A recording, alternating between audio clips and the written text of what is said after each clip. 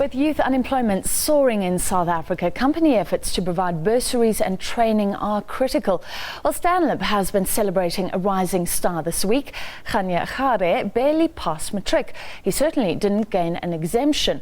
Later, though, he went on to become a top student and received a Stanlib bursary and a placement, beating hundreds of applicants to that post. He's now been appointed Stanlib's emerging market economist.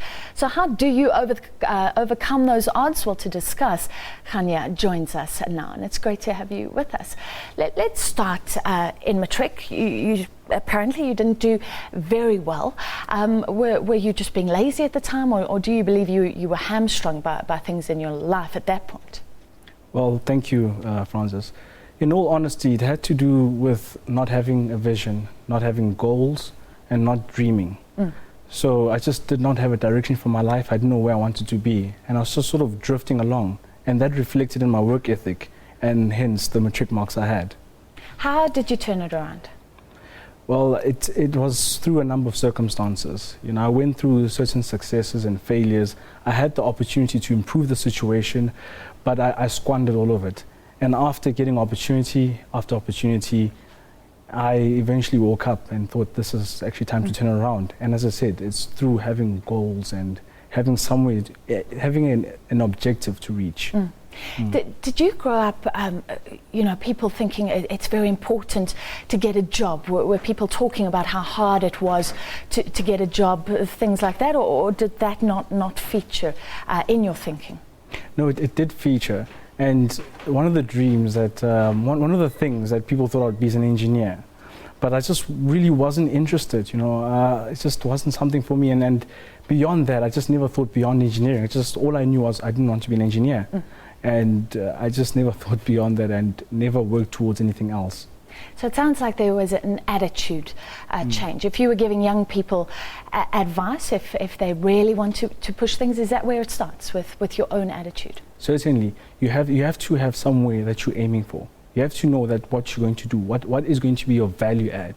So you have to have a goal, a target that you're reaching for. You have to have a vision for your life. You need to know what long-term, mid-term, short-term, where you're going to end up and what you're going to do to get there. Okay, explain this process now at Stanlib.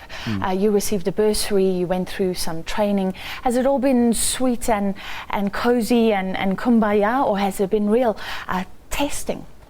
No, certainly it wasn't easy.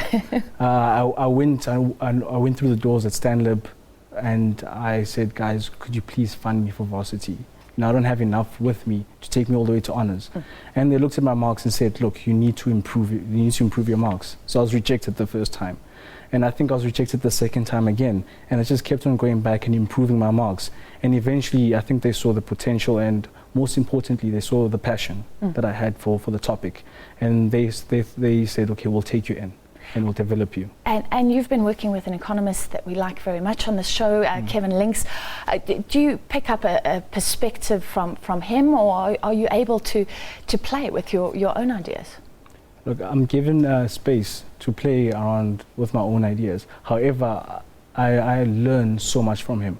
Whenever I get the opportunity, I try and get as much as I can. He's one of the people that inspired me to study economics. While I was sitting at home just watching financial news, didn't understand a word of what was going on. He could break the subject matter into its simplest form, and that's what I most admired about him.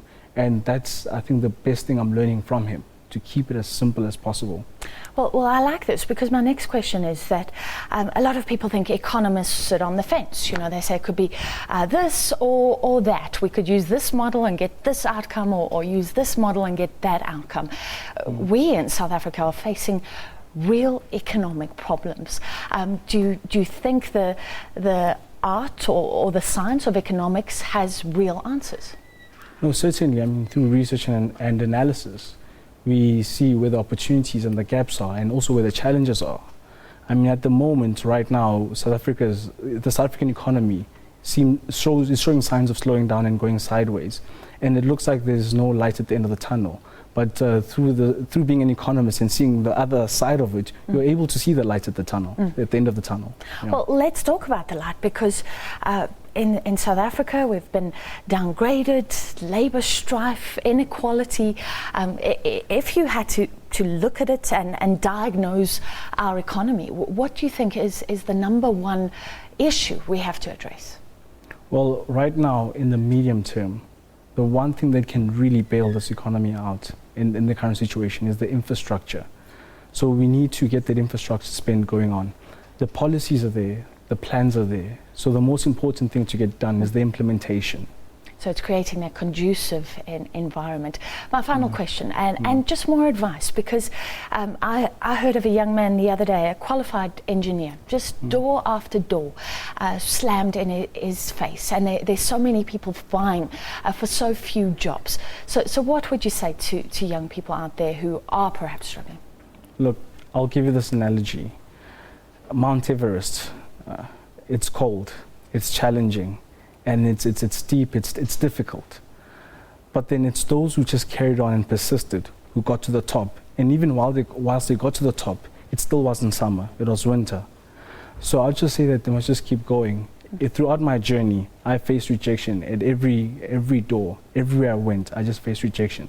So it wasn't an easy path. So I just implore them to just keep going, Take it step by step. Yes.